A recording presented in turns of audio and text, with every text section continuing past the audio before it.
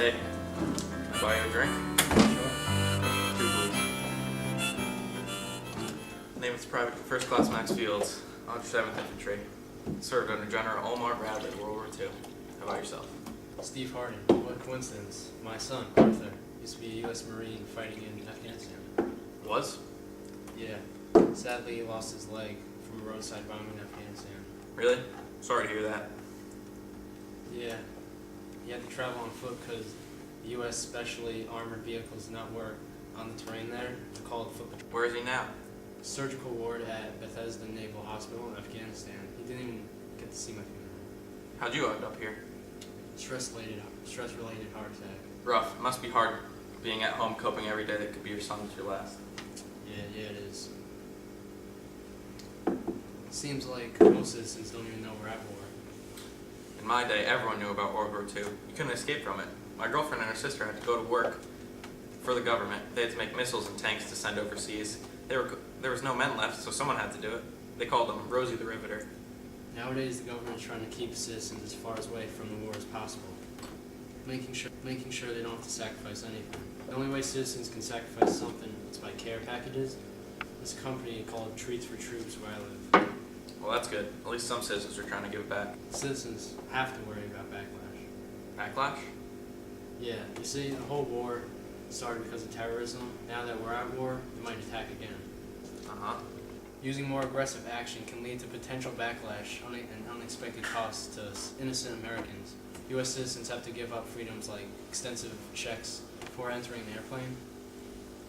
Can I get you a shot? This round's on me.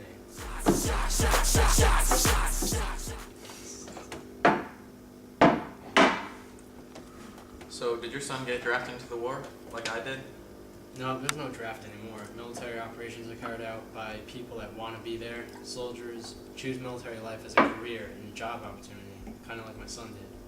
Oh, I see. In my day, he got drafted, which is a big sacrifice. So why did Arthur choose military life? Well, the economy was bad. My wife, Stacy, lost her job. We didn't have the money to send Arthur to college for 4 years. He saw service as an opportunity for education, and he wanted to serve his country well. Let's do this. Goes down smooth. Yeah. Well, good for your son. Us soldiers experience a lot. We've had many sacrifices. When did he decide to go into war? I was drafted when I was only 19. I've never seen my mother cry so much the day we got that letter home. Well, he went overseas right after graduating from American Military University. We were so proud when he got his degree, but we were also very worried about what would happen. Yeah, it's a shame what happens out there. Yeah. Wanna go play Pong? Yes. Okay.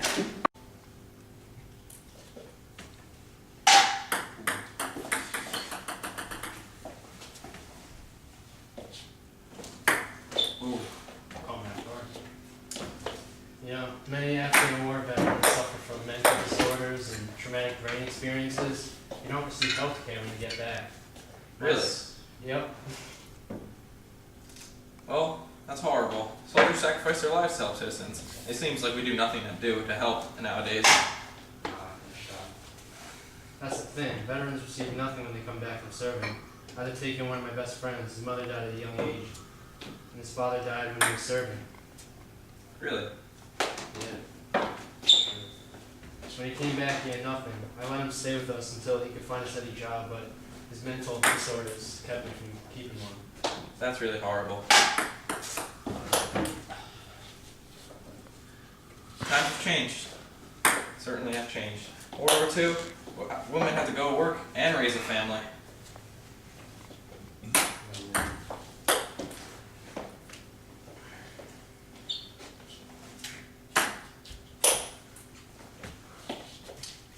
Well, it was nice meeting you.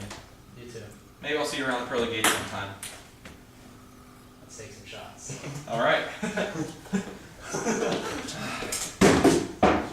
Hit me, bartender.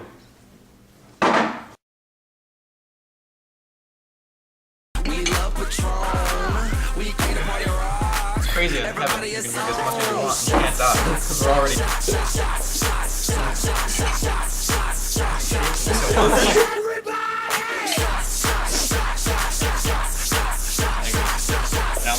I'll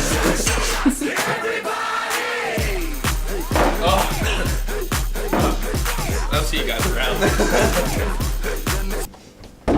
You alright there, bartender? I think you had a little too much to drink. Yeah, I'm good. I'll be out in a minute. Okay.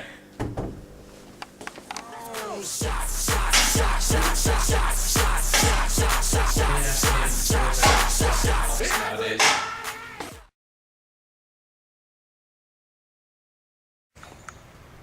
Here is Kevin O'Leary. He's a 3-year Sergeant General of the Iraq War. He fought and survived in the Persian Gulf War. When he was dishonorably discharged. And now, he lost everything.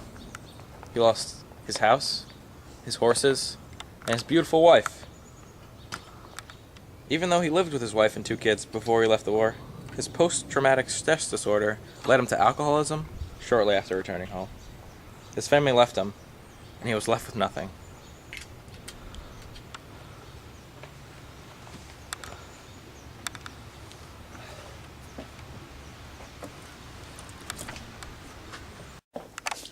Welcome to the household of Mrs. White.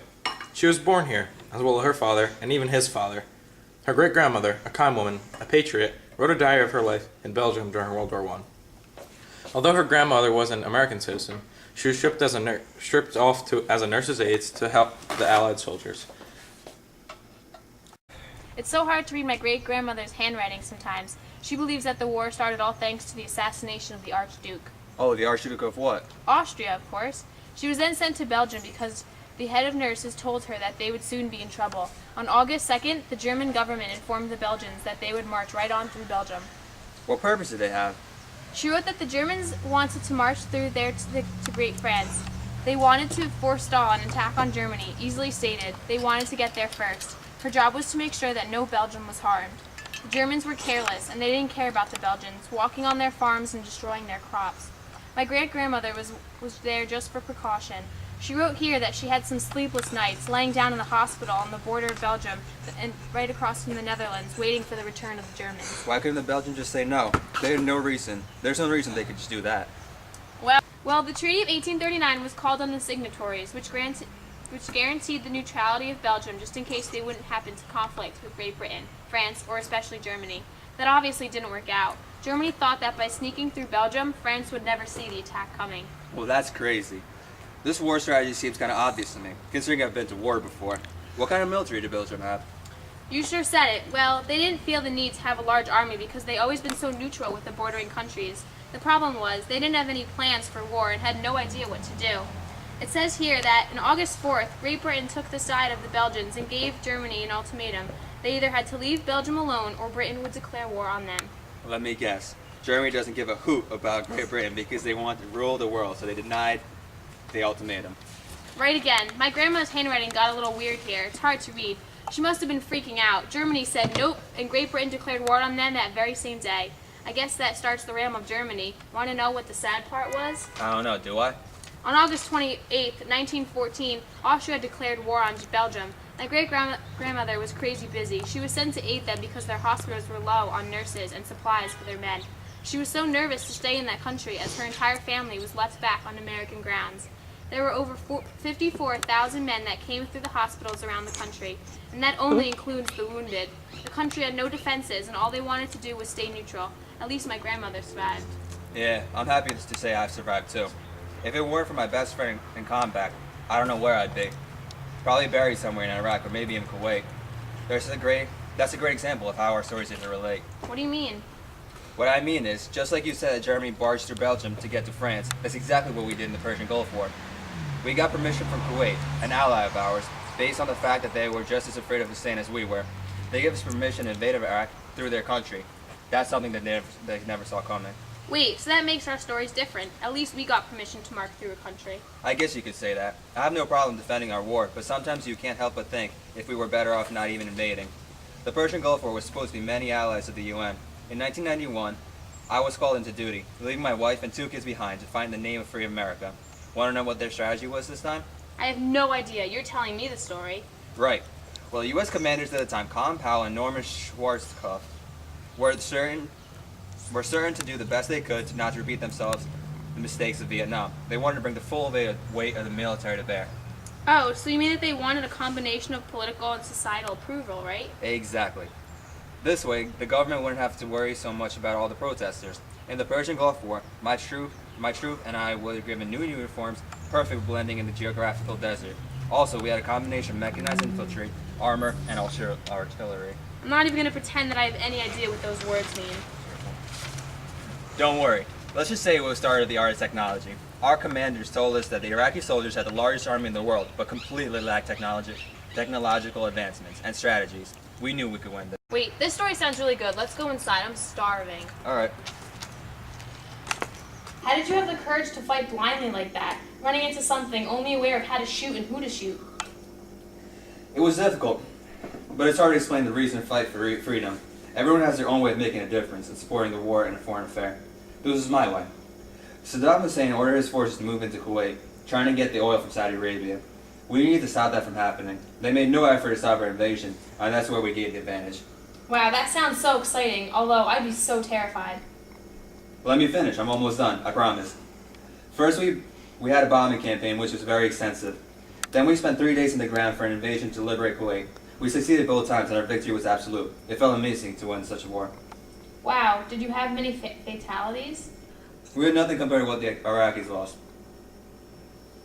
247 tanks were bombed, 500 vehicles were attacked, and 3,000 prisoners were held at arms. Oh wait, I know this is so off topic, but what did you guys use to carry all the weapons around? In World War I, my great-grandmother saw Cajuns driving by all the time. They were filled with bodies too, if needed. Many of them dropped off victims at our hospital door. Did you guys have anything like that during the Gulf War? Well, we had something called the Humvee, which was intended for a workaday design. It was transformed into a troop mover and an equipment hauler. It was never meant to be a direct use on the battlefield. It's crazy how there are some similarities and differences between our two wars. Wow, I like talking to you over food. I'm so sorry to hear about your wife and children. You can stay here as long as you want in your car in the driveway. Thank you. You're welcome.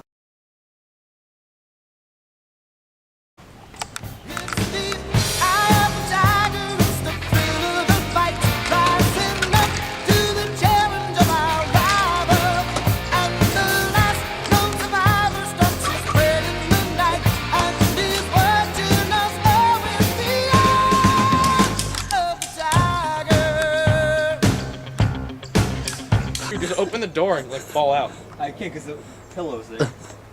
You should fall on the ground. I think that'd be funny.